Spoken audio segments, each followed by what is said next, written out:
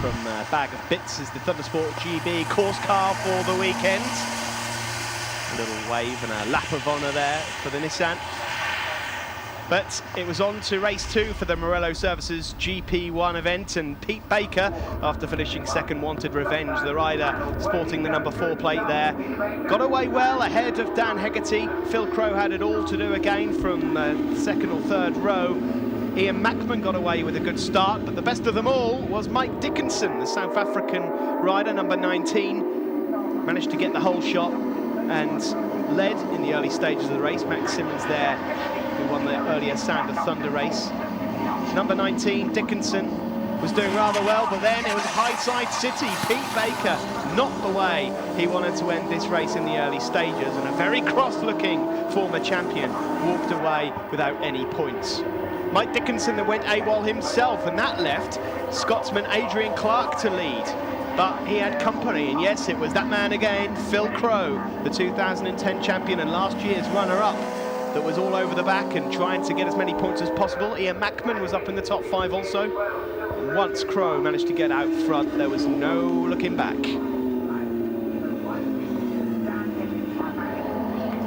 Number 71, Crowe there, ahead of Adrian Clark, but then it was Michael Blank's turn to lose out. Another high side into Clearways. Marshall's here having a lot of work to do.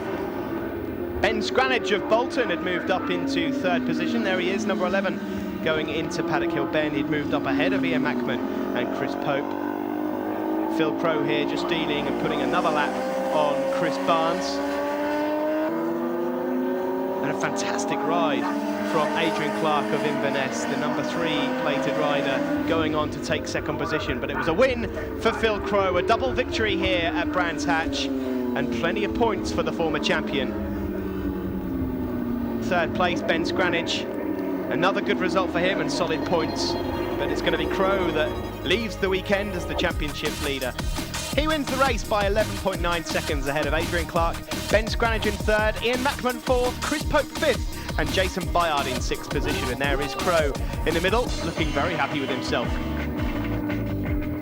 In the Superstock class, it was Scranage that took the win ahead of Jason Bayard and Jimmy Nixon. And Max Simmons won in the Sound of Thunder race. Well, we're going to take another quick break.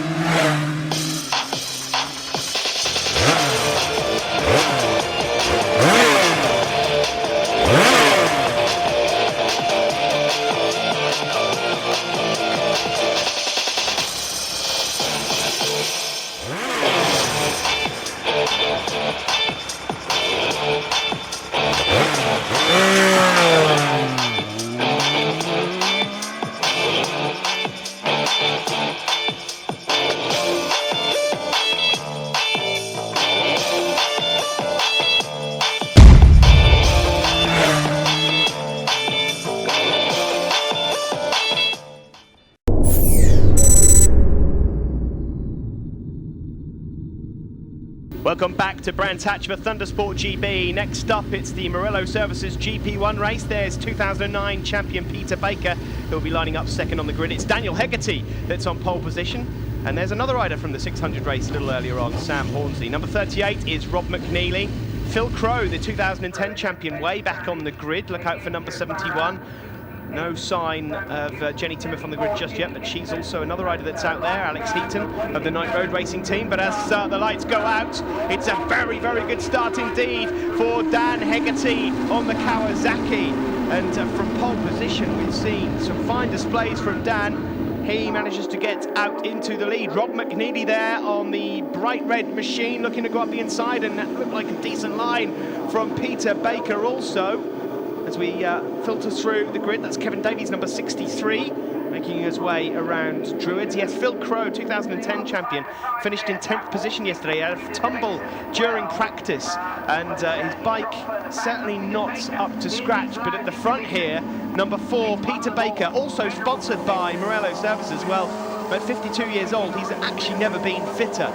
Peter is so confident for this season, as we see a few other riders going through there. It was Adam Robinson out there on Ian Mackman's bike from last year, and a bit of cutting up going on through Clearways. Incredibly difficult to see mid-pack when the weather conditions are like this. But at the front, it is Peter Baker on the outside there, but it's Dan Hegarty that makes the move on the Kawasaki and moves into the lead. Rob McNeely there is in third position and also fancies a look around the outside of Peter Baker. Surely not into Druids. You can't make that stick. Oh, he does, maybe. Oh, that's Mike Dickinson, number 19, the South African rider, very experienced, just outbraking himself. And Baker up the inside of Hegarty once again into Graham Hill Bend. Great race at the front, this one. Baker there almost clipping the apex on the exit of Graham Hill, and Rob McNeely, well, he's going left, he's going right, he's trying everything, and Rob McNeely goes down as they make their way into Surtees. McNeely loses the front end and he's out of this one. Mike Dickinson's made up some time again in third position, and look at that man, Phil Crow, you can't count him out. Big Phil Crow there, the 2010 champion, last year's runner-up of course, is flying through the field up into the top 6 or 7. Ben Scranage, another rider to look out for, number 11. And there's Adrian Clark, number 3, just being outdone into Paddock Hill Bend. But at the front it's Pete Baker from Hegarty. And there's number 19, Mike Dickinson. And as they exit Druids, Peter Baker really is looking on fine form. Had a 2011 to forget, really, I think it's fair to say. Plenty of crashes. It wasn't really Pete's year. He's finished in 4th in the championship, hence why he's sporting the number 4 plate this year. But he's got some competition this year in the form of Dan Hegarty, or has he? Commentator's curse, and he takes Mike Dickinson with him. We've lost 2nd and 3rd place, and Dan Hegarty, well, you didn't expect to see that after a fine win in the 600s. Hegarty goes down, and look at the lead that Pete Baker's got now. It'll be saying plus 6 or 7 on the pit board as Phil Crow moves himself up into 2nd position. That's Ian Mackman in 3rd, last year's Superstock 1000 champion. Number 3 there, Adrian Clark, is in 4th position. There's Jenny Tinmouth, number 10, just ahead of Max Simmons, tipping into Paddock Hill Bend. Jenny's out in about 12th or 13th position at the moment, but at the front there, Adrian Clark has made a move up into 3rd position ahead of Mackers, so Ian Mackman pushed down to 4th, but it's that battle at the front we want to see. There's Jenny Tinmouth, number 10, just going into Druids. That's Max Simmons, who's moved from an Aprilia Super Team machine onto that Triumph 675. There's Pete Baker, he's got a comfortable lead at the moment, and Phil Crow in 2nd, but Phil Crow's lap times, but he's lapping around about a 2nd quicker than Pete at the moment. Adrian Clark, what a race this is from Adrian out there on the Honda. He's moved himself up ahead of Ian Mackman, but it's those familiar faces once more at the front of this one. Back in 2009, of course, Pete Baker won this championship. The following year, it was Phil Crow, as Jenny Tinmouth looks to try and deal with number 11, Ben Scranage there. There's Chris Barnes, number 21. At the front, there is Peter Baker, sponsored by Morello Services. His lead, it's certainly been cut, but at the moment, Phil not really doing enough to win this one, but it's a great ride from the 2010 champion. Of course, Phil just missed out on the championship win last year. There's 138, that's Michael Blank. A little bit further back, and Jenny Tinmouth once more dealing with Max Simmons, and number 76 is Jason Bayard. Baker it is then that makes his way into Surtees, and Phil Crow, well, lap by lap he is cutting that gap down, and maybe he fancies his chances in this race. Phil, of course, will know every single move that Pete Baker makes after scrapping with him for the majority of the last 3 seasons. Mick Robertson, last year's champion, of course, has made the move into the British Championship for this year. There's Alex Heaton, 1-1-1, and Alex has gone down into clearways. How many times have we seen that today? He gets up and walks away. We have had some crashes here into clearway corner so far today, and Alex is going to help push it away. Not allowed to restart though, but look at the gap at the front, it's closed down. Is Peter Baker even aware of Phil Crow's presence in 2nd position? And this will just be getting easier and easier for Phil. He'll be able to see that he's cutting the gap down at the front, and well, he can smell Peter Baker almost, and there's enough laps in this, you know, for Phil to pinch this win.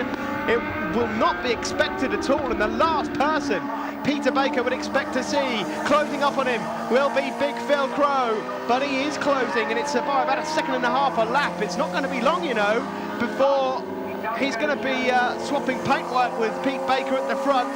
There's only a few laps left of this one, and Peter Baker has slowed down the pace a little.